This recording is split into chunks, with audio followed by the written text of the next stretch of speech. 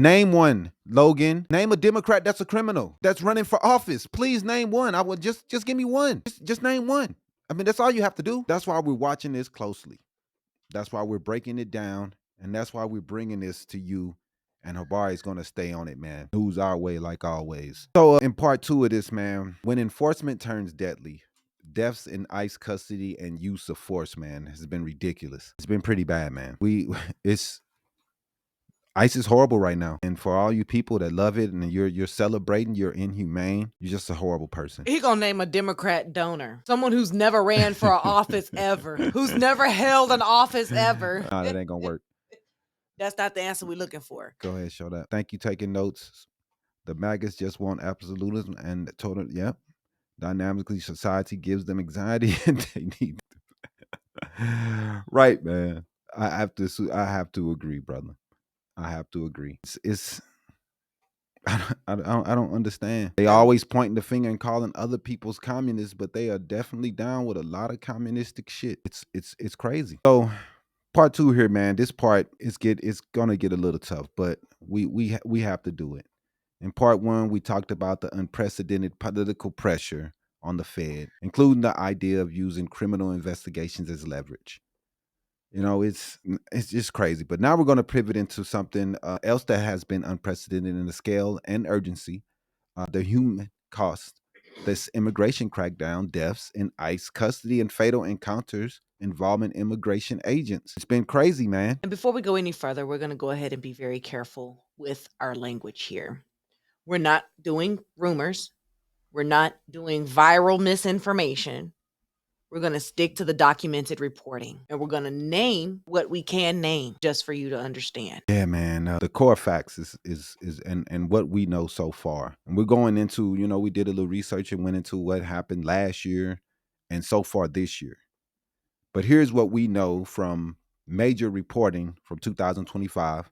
The Guardian reports that 32 people died in ICE custody, making it ICE's deadliest year in more than 2 decades. Early 2026, Reuters reports 4 additional in custody deaths in the first 10 days of 2026 based on ICE press releases. And separately, investigations and data reporting show immigration agents have been involved in a rising number of shooting and use of force incidents, with 4 deaths total since the crackdown ramped up. Though not all victims' names are consistently public in every case, they do like to hide a lot of information. But 32 people is disgusting. Those are not, I those said the Guardian. numbers The Guardian. are not politics. That's people. Those are families. Those are communities. Your neighbors. Right. So why this list matters, man.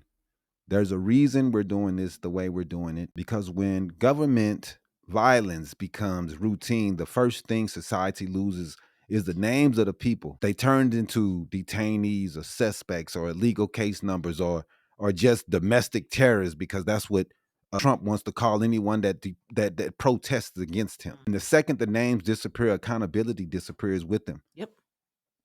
So tonight, we're doing something very simple, but yet very necessary.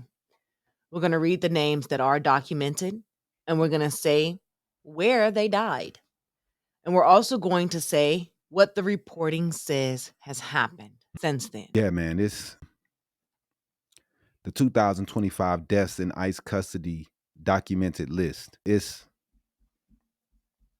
pretty ridiculous, man. 2025, like I said, from The Guardian, 32 deaths in ICE custody. 32. And this is according to their reporting and timeline. These are the 32 people who died in ICE custody in 2025 and where they died. In January, we have January Ruiz Guin, 29, died at a hospital in Hialeah, Florida. Second, we have Surwit, I'm just going to turn their names up. Gazawin Dejin, who was 45, died at a hospital in Phoenix, Arizona here. In February, we had Maxim Perniak, 44, died at a hospital in Miami, Florida. We had Juan Alexis Tenio Martez, 44, died in a hospital in San Juan, Puerto Rico. In April, we had Brian Garzan Ray, 27, died at a Phelps County jail in Rolla, Missouri.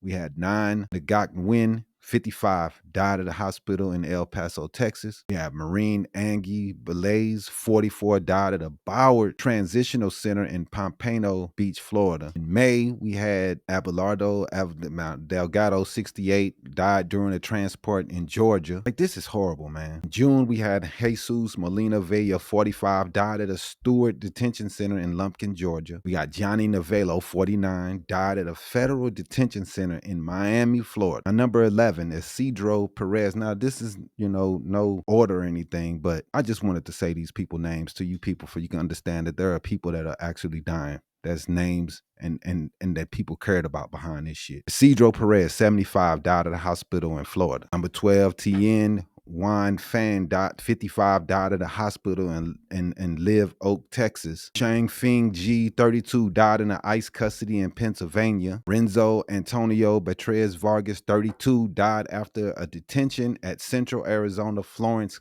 Correctional Complex in Arizona. That's 2 in Arizona. Oscar Rascon Duarte, 58, died at a long-term medical facility while in ICE custody in the Arizona area, reporting in the timeline. Also, another Arizona.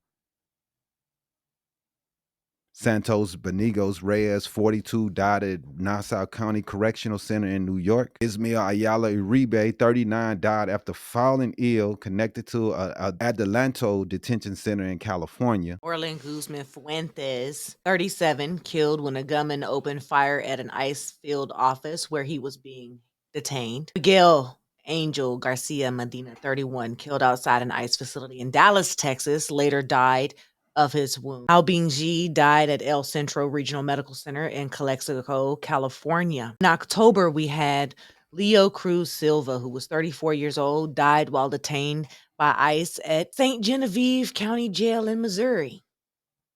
Hassan Ali Saleh, 67, died after being detained at Chrome in Florida. Jose Rivera, 25, was killed after fleeing ICE agents struck in traffic in Virginia. Gabriel Garcia Alves, 54, died about a week after his detention, which was tied to immigration agents in Southern California. Kai Wen Wong died at a hospital in San Antonio, Texas. And in December, we got Francisco Andreas, who died. He was 48 years old. He died at a hospital in El Paso, Texas, after detention tied to a camp in East Montana.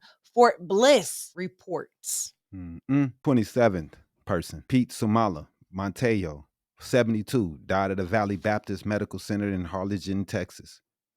Number 28, Shariz Fatila Sawanchi, 48, died at a hospital in Fort Worth, Texas. Number 29, Jane Wilson Brutus, 41, died at Delaney Hall, Newark, New Jersey.